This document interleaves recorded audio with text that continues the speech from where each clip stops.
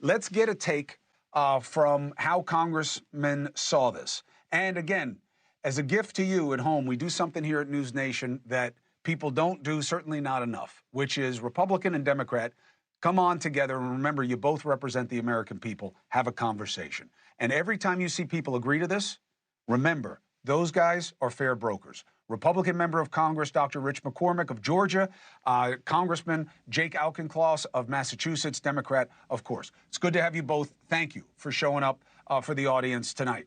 So the idea, Jake, that Zelensky didn't play this the right way, maybe he was ambushed, maybe he didn't see it was coming, but no matter what, he needs America. What was your take on what you saw there and the notion that Zelensky has to say, let's get back in the room. I'm sorry for my part in this. Hey, Chris, thanks for having me back on again. Good to be with you, Mr. McCormick. What we saw today was diplomacy by temper tantrum, one of the more shameful exchanges in the history of the Oval Office. Donald Trump is claiming that President Zelensky does not want peace. President Zelensky wants freedom. And the American people and their representatives in Congress should understand that word, even if Donald Trump does not. But what does that mean in terms of how you move it forward? Zelensky's going to have to give a little bit because he needs America's help. And if not, then what does that mean for our involvement?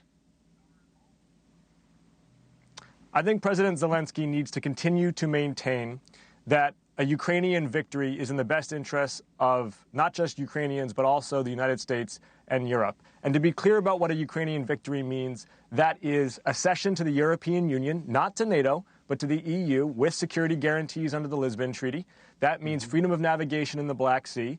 And that means sovereignty and economic development free of Russian influence. All of that can be secured through negotiations, provided that the United States and Europe stay aligned on military and economic support. There is this narrative, Chris, that Russia is winning the war. It is false.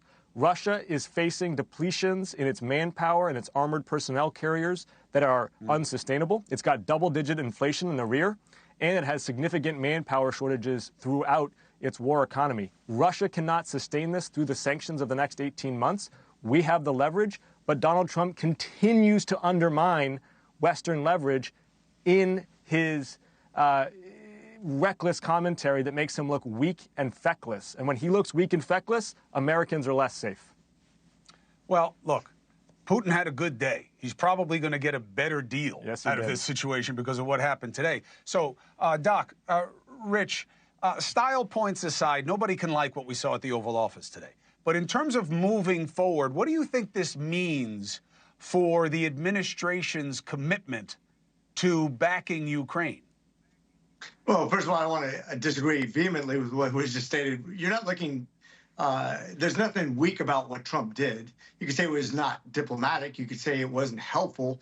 But I think if you're talking about the most powerful man in the world, when he says something, and I'm a big fan of Zelensky. I tell you what, if he left his country, like Biden said, when Biden said, come to America, we'll protect you. If he would have left his country, that country would now be called either Russia or be a vassal state of Russia.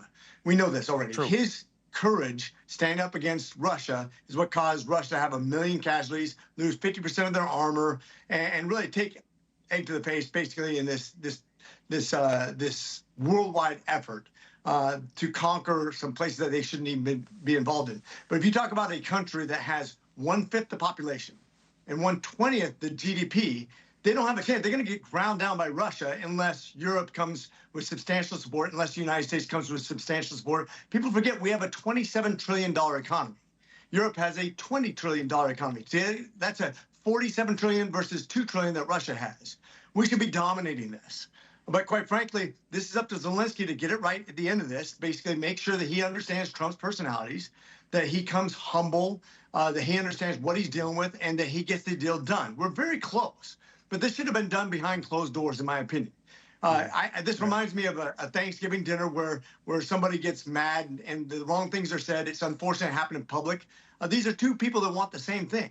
We want Europe and we want Ukraine to succeed. We want to have close allies in the area of a top 5 nation in resources. It benefits us economically, strategically. I hear you. Russia is not the good guy here. But we need to make sure we don't make this about Trump versus Zelensky. This is us versus bad people. We're on the same side, and we need to get back to that dialogue. I got it. Jake, give me a quick button. I got to jump.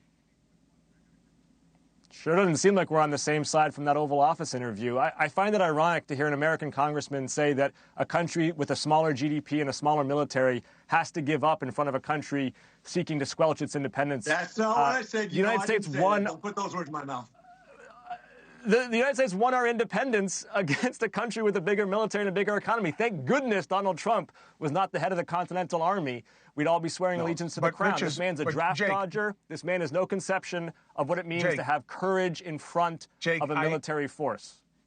Jake, I hear you criticizing Trump is easy. And I'm not saying you're wrong about it. What I'm saying is Rich said America plus Europe crushes Russia, because they only have the $2 trillion economy, so Ukraine needs this support. You guys are on the same page with that. It's about what happens next. And we're providing So let's watch it together. I know, I got it. But let's see if that's what is decided to keep happening going forward. I appreciate you both making the case here, and you agree Russia's the bad guy. Let's see what that means to the next step in this situation. Dr. McCormick, good to see you. Jake Alkenclaw, always a pleasure. Thanks for both coming on. Have a good weekend. Thanks so much. All right.